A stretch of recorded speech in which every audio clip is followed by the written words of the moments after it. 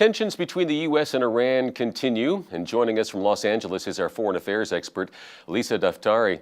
Good to have you with us, Lisa. U.S. Secretary of State Mike Pompeo says the U.S. is ready to talk with Iran with no preconditions. So can you tell us, Lisa, what that means exactly? What's interesting about Mike Pompeo going forward and saying that there will be no preconditions is that in the same breath he said that the sanctions will remain and the pressure will remain on the Iranian regime. So there are some preconditions. Right. So, this may be the right way to speak to the Iranian regime. The pushback from the Iranian regime has been, don't bully us, don't tell us what to do, don't threaten us. So on the one hand, they're definitely suffering under the sanctions. They're definitely suffering under the fact that the U.S. decided last May to pull out of the nuclear agreement that President Obama signed with P5+1. Huge mistake, obviously, there, and pulling out for many, many good reasons. They're definitely suffering, but at the same time, they have said that they will not budge, meaning that they are standing their ground despite the fact that the economy is buckling. And again, the biggest fear that the Iranian regime has always had, their Achilles heel, the biggest factor that can weaken this regime is for the people to come back out onto the streets because of a buckling economy. And remember, in 1979, that's exactly the political momentum. It was the economy, it was the people coming out onto the streets and deposing of the Shah, which brought about this government. So when Mike Pompeo says no preconditions, I think what he's trying to do is perhaps soften the rhetoric just a touch so that the Iranians can come to the negotiating table. But absolutely, there will be pressure. There will be sanctions. And, if the U.S. has pulled out of the nuclear deal and applied these sanctions, I think they're at a point where they think they have the upper hand.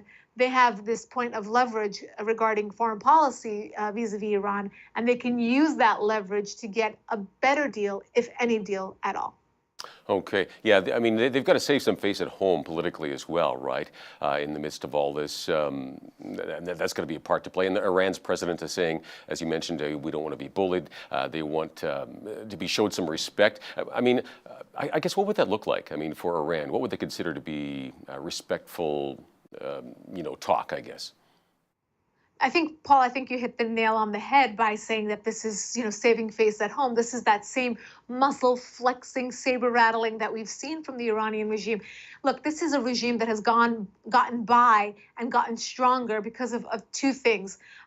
Mainly their propaganda, both home and abroad, and also just staying afloat with this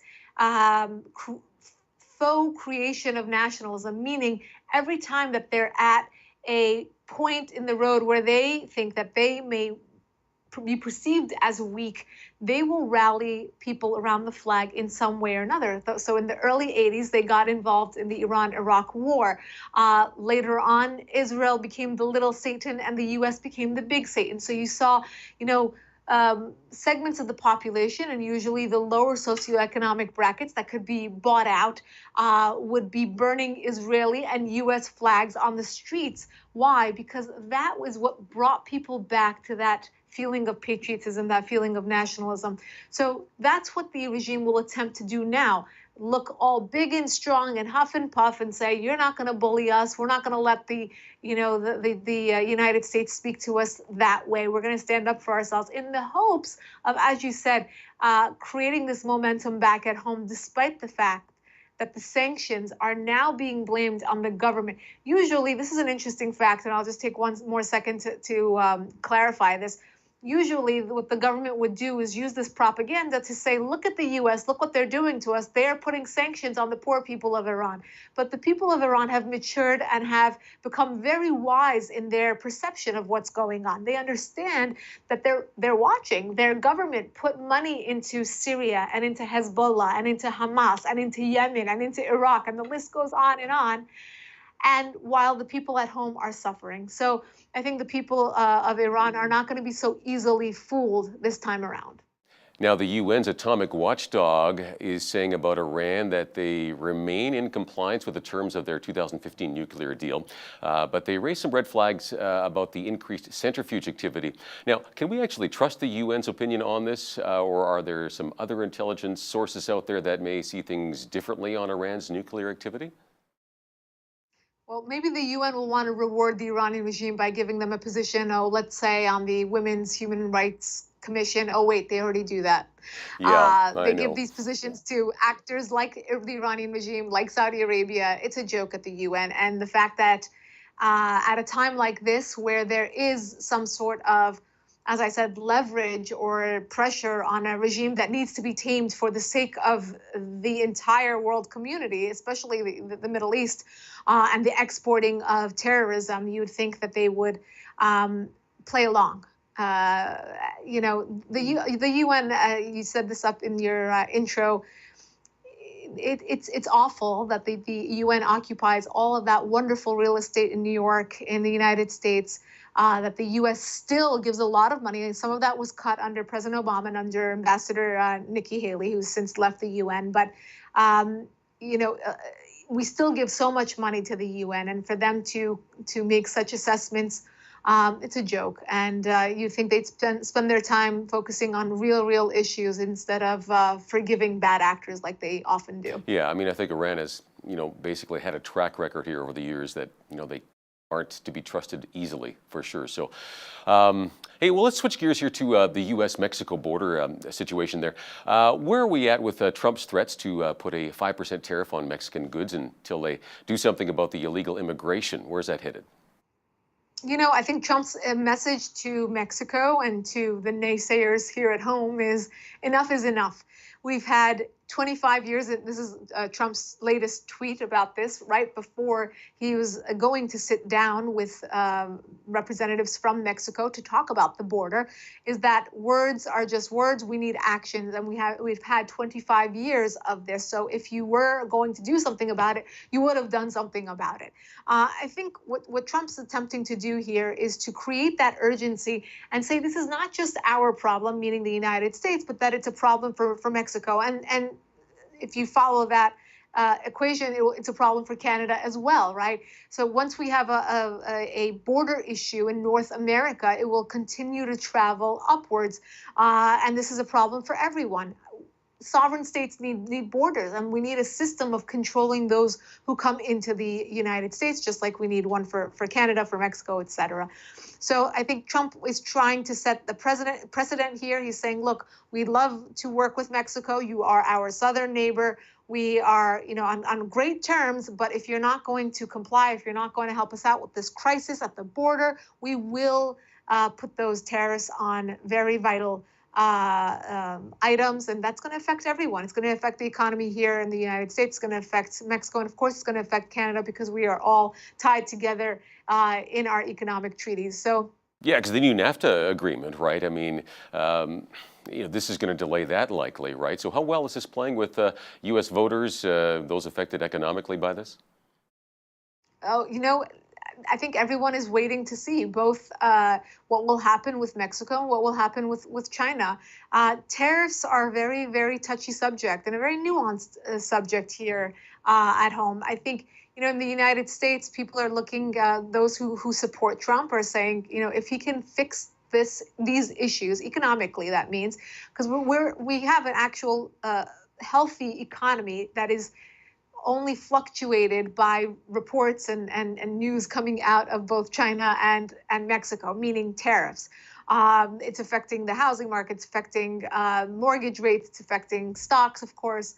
And because of that, everyone's waiting on the edge of their seats to see if he can actually fix this. And if he can, many have speculated that 2020 is in the bag if he could fix this. And if he can't, well, it's going to be, tarnishing his good record on the economy. So we shall see. As you said, this affects NAFTA, and it affects all the positive things that President Trump has done for the economy. So, Yeah, it's a key issue. It really is. Yeah.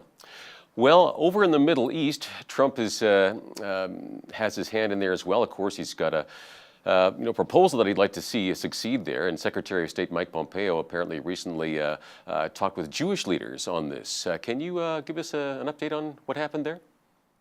Sure. So there's a Middle East plan that was created by Jason Goldenblatt and Jared Kushner, the son-in-law of the president. They've worked very hard on this, and I'm reporting on this pretty extensively, talking to the team that is handling the rollout. What we know so far is that the rollout will be after the end of Ramadan, which is next week. So we've waited 40 days for this, and there's been a lot of speculation. What does it include? What does it not include? But we've already heard opposition from the Palestinians saying that they don't care. They don't care what's in it. They don't want to play. They don't want to hear it, which is a no-starter, unfortunately. But from what we know, it's entirely nuanced. It's entirely, it takes into account both sides. It takes into account a very fragile, sensitive history. And what Mike Pompeo said in a recorded meeting that was leaked to the press is that we don't know what's going to happen, basically, was the gist of his sentiments, that it might be something that the Palestinians reject right away. And I think that was just picked up as hyperbole to say, oh my gosh, it's something that they're going to say no to because it's so awful. But that's not what was said. It is incredibly nuanced, and it takes into account both sides. What we have heard is that it does away with very sensitive jargon like two-state solution that means different things to both sides, that really plays upon or touches upon historic sensitivities. Now, remember, President Clinton attempted the whole two-state solution with Yitzhak Rabin and Yasser Arafat on the White House lawn. That didn't get us anywhere. So, look, this has been an issue since biblical times. Are we going to be able to solve the Israeli-Palestinian issue in President Trump's first term? Who knows? But the fact that the Palestinians have said that they have no interest in even hearing what's in the plan, it's not a good start. For sure. Now, what about Israel itself? Prime Minister Netanyahu just winning the election, right? And here we are. Now there's going to be another election in September, apparently, because he couldn't form a coalition. Man, so you got months now without a proper leader, I guess, in between as well. That's not great news for Israel either, is it? No. This has been a part of Israel's 70-year modern history. Not too many people know about this, but there is a very challenging parliamentary system in Israel where the prime minister, whoever wins, needs to form a coalition, a majority, and it's very difficult because, as some of you may know, Israel is a patchwork of so many different types of people. Not only are Arabs included in the parliament, and Christians and Jews and Muslims, but you also have the secular, the religious, the ultra-religious, and extremely different people who have a difficult time coming together and agreeing on things. No surprise.